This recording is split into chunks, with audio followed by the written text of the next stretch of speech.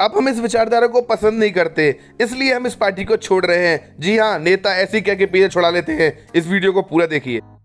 नमस्कार दोस्तों, जैसा कि आप लोग थंबनेल से समझ गए होंगे कि मेरा आज का टॉपिक किसके ऊपर होने वाला है।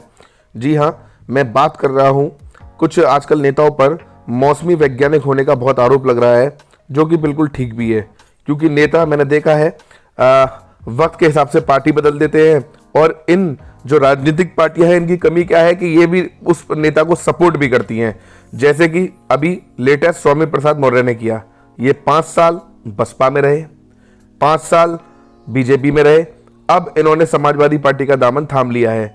ये बताइए, जब ये 5 साल बसपा में थे तो उसी 5 सालों के दरमियान 5 साल समाजवादी पार्टी, 5 साल भारतीय जनता पार्टी इनमें कमी निकालती रही।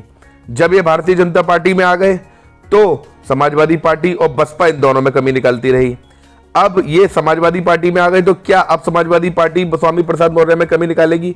सबसे पहले तो आजकल की राजनीति में ये नेता जो फेरबदल करते हैं पार्टी से इधर आने का उधर जाने का, ये रुकना चाहिए। क्योंकि अगर मान लीजिए कोई किसी भी, मैं स्वामी प्रसाद मौर्य जी की बात नहीं करता, मैं एक बात ये कह रहा हूं कि मान लीजिए जब ये दूसरी पार्टी में थे तो आपकी पार्टी इसकी बुराई करती थी, ठीक है। अभी आपकी पार्टी में आ गए तो क्या आप इसकी बुराई करेंगे?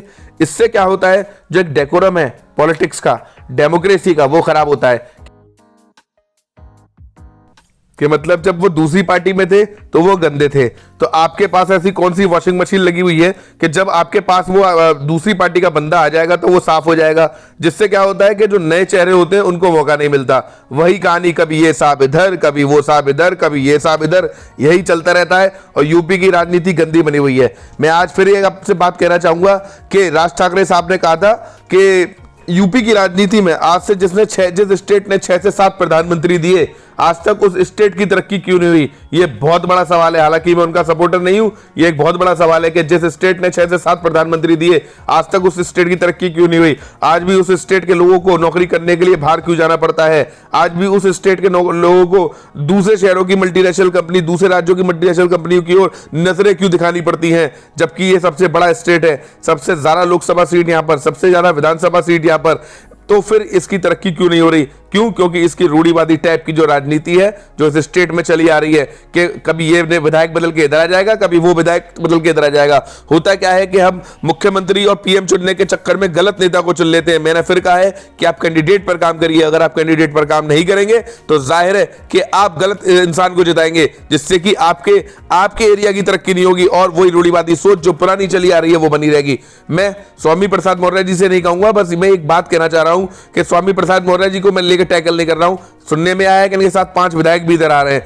वो 5 विधायक समाजवादी पार्टी की, बहुजन समाज पार्टी की पूरे 5 साल बुराइयां गिनाते रहे। अब क्या तारीफ करेंगे उनकी जब समाजवादी पार्टी में आ रहे हैं? मतलब तुम्हें मलाई खानी हो तो किधर भी चले जाओ, जनता पागल है। मैं आज की अपनी जनता से दरख्वास्त करूंगा कि इन नेताओं के चक्कर में पड़ के अपने पर्सनल संबंध ना खराब करें। आप अपने कैंडिडेट पर काम करें, ये ना देखें कौन किस पार्टी का है, वोट उसी को कास्ट करें जो कैंडिडेट बढ़िया हो, जिसके अंदर एजुकेशन हो, जिसके अंदर लिटरेसी रेट हाई हो, जिसके अंदर पब्लिक डीलिंग अच्छी हो। क्योंकि होता क्या है कि नेता विधायक बनने के बाद या जनप्रतिनिधि बनने के बाद अपना इख्तियार बदल लेते हैं, अपना रूप बदल लेते हैं और फिर वो इंसान से सीधे मुंह बात भी नहीं करते, जिसकी वजह से आपके मुद्दे वैसे ही रहते हैं। याद रखिएगा, पेट्रोल पर, डीजल पर सरकारें बनती बिगड़ती हैं, लेकिन उनकी कीमत ऐसी रहती है। सड़कों पर सरकारें बनती बिगड़ती हैं, टूटी सड़कों पर वो सड़कें फिर ऐसी रहती है। आखिर ऐसा क्यों?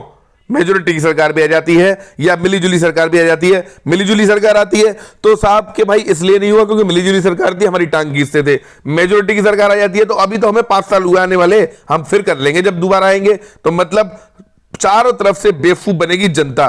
क्या जनता पागल है? इंसान जो है, यूपी का लिटरेसी रेट इतनी बड़ी स्टेट होने के बावजूद, जिससे इतनी विधानसभा सीट है, लोकसभा सीट है, आज भी इतना कम क्यों है? केरला के बराबर, पंजाब के बराबर लिटरेसी रेट क्यों नहीं है? क्या अभी आप जाना? क्योंकि इसकी रूढ़िवादी राजनीति, रूढ़िवादी लोकतंत्र जो यहां पर चला आ रहा है। मुझे नहीं कहना चाहिए कि जिस नेता को आप अपने विपक्ष में रहते हुए जिंदगी भर गाली देते हो, फिर जब वो आपके पास आ जाता है तो वो वॉशिंग मशीन से धुला हो जाता है। सिर्फ ये कहकर छूट जाता है कि भाई हम उस विचारधारा को पसंद नहीं करते, हम इस विचारधारा में आना चाहते हैं, क्योंकि वहां पर हम लोगों का सम्मान नहीं था। 5 साल तक आपने कैबिनेट मिनिस्टर बनकर वहां पर मलाई खाई। अब आप मलाई खा रहे हैं, अब आपको मलाई खाने को नहीं मिली, आपके कोई पैक में गलती हो गई तो आप अखिलेश यादव जी का दामन आपने थाम लिया, तो अखिलेश यादव जी को भी इस चीज पर ध्यान देना चाहिए कि आप भी ये जो विधायकों की फेर बदल और खरीद फरोख्त करके जो ये सरकारें बनती है ना, ये ट्रेंड जो चला है आज की भारतीय राजनीति में, ये बहुत गलत ट्रेंड है, जिसकी वजह से खामियाजा ये होता है कि वो रूढ़िवादी राजनीति आज तक बनी हुई है। मेरा ये कहना है सबसे कि आप लोग इस जो मैं फिर कहूंगा किसी पार्टी पर काम मत करिए। आप हिंदुस्तान का ड्रॉबैक है कि आप डायरेक्ट सीएम और पीएम नहीं चुन सकते, इसलिए आपको कैंडिडेट चुनना पड़ता है, और कैंडिडेट आप आकलन करके चुनिए, क्योंकि you are intellectual, you know that who have the gut to be a representative, otherwise there will be bad consequences in our state। मैं आपको बता रहा हूं कि अगर आप ये नहीं करेंगे तो वही परेशानियां बनी रहेंगी कि फला बाहुबली विधायक आ गया, फला वो विधायक हड़काता है। क्यों हड़काता है? क्योंकि ताकत किसने दी है उन्हें? ताकत आप लोगों ने दी है। आप उस कमजोर विधायक को, उस इंटेलेक्चुअल विधायक को मतलब वोट दें जो वाकई कुछ काम करेगा। आप जो बाहुबली है उसको और बाहुबली बना रहे हो हर बार सिर्फ पार्टी के नाम पे वोट देके, तो उस नुकसान किसका हो रहा है? आपका हो रहा है कि नहीं हो रहा? मैं बता रहा हूं, ये जातिवाद की राजनीति, ये बाहुबली की राजनीति, ये रूढ़िवादी सोच की राजनीति इस प्रदेश को खा जाएगी, और इस प्रदेश की समस्या हमेशा ऐसी बनी रहेंगी, जिसकी वजह से ये प्रदेश सबसे बड़ा पॉपुलेटेड एरिया और सबसे बड़ा लोकसभा का एरिया, सबसे बड़ा विधानसभा का एरिया होने के बावजूद भी इसकी तरक्की नहीं होगी। उत्तर प्रदेश का इंसान इतना मतलबी है कि प्यार किसी और पार्टी से करता है, लेकिन अपने ठेके लेने के लिए या अपनी घर की रोजी रोटी चलाने के लिए गलत आदमी को जिताता है। तो फिर इससे कैसे तरक्की होगी? आप बात करते हो प्रबुद्ध भारत बनाने की, आप बात करते हो संपन्न भारत बनाने की। How it is possible when you are not change yourself? Who will be responsible for that condition? कौन इसका बेड़ा उठाएगा?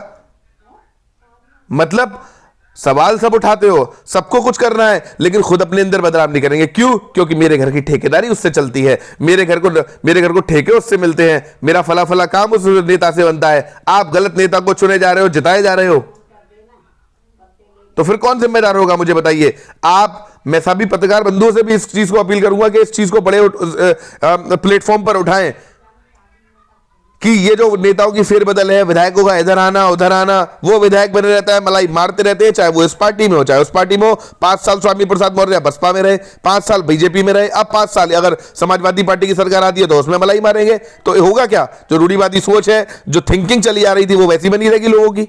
मैं स्वामी प्रसाद मौर्य जी को लेकर बात नहीं कर रहा हूं, मैं बात कर रहा हूं उन नेताओं की जो दल बदल लेते हैं। नए लोगों को कब मौका मिलेगा? जो मतलब युद्ध लगा हुआ है वो कब मौका मिलेगा उसे? जिसकी वजह से हिंदुस्तान आज पीछे हो रहा है, और माफ कीजिएगा उत्तर प्रदेश पीछे हो रहा है। आप बात करते हैं केरला के बराबर, आप बात करते हैं पंजाब के बराबर, वहां के बराबर आप लिटरेसी रेट तो छू के दिखाइए, then you will be able to speak over air. मैं प्रशांत कुलश्रेष्ठ बड़े ही मजम्मत के साथ ये कहता हूं कि ये जो भी हो रहा है बहुत गलत हो रहा है। उत्तर प्रदेश की राजनीति में लोग अमीर बनते जा रहे हैं, जो पहले से बाहुबली है वो बाहुबली बनते जा रहे हैं। क्यों? क्योंकि नए लोगों को मौका ही नहीं मिलता। जो एजुकेटेड लोग हैं वो काफी नॉलेज रखते हैं इन कंपैरिजन टू ये जो लोग हम पर राज कर रहे हैं, लेकिन वो कर क्यों नहीं सकते? क्योंकि उनके पास बाहुबल नहीं है। और बाहुबल क्यों नहीं है? क्योंकि लोग उन्हें जिताते हैं जिनके पास बाहुबल है, क्योंकि उन्हें वहां से उन्हें ठेके चाहिए, बिल्डिंग ठेके चाहिए, फला ठेका चाहिए। मैं आप लोगों से दरख्वास्त करता हूं इस रूढ़िवादी सोच को बदलिए, अदरवाइज आपका उत्तर प्रदेश कभी भी उत्तम प्रदेश नहीं बन पाएगा, चाहे किसी की भी सरकार आए। मैंने तो मेजोरिटी अपने छोटे से जीवन काल में मेजोरिटी की सरकार भी देख ली, खिचड़ी वाली सरकार भी देख ली, समस्या एज इट इज है।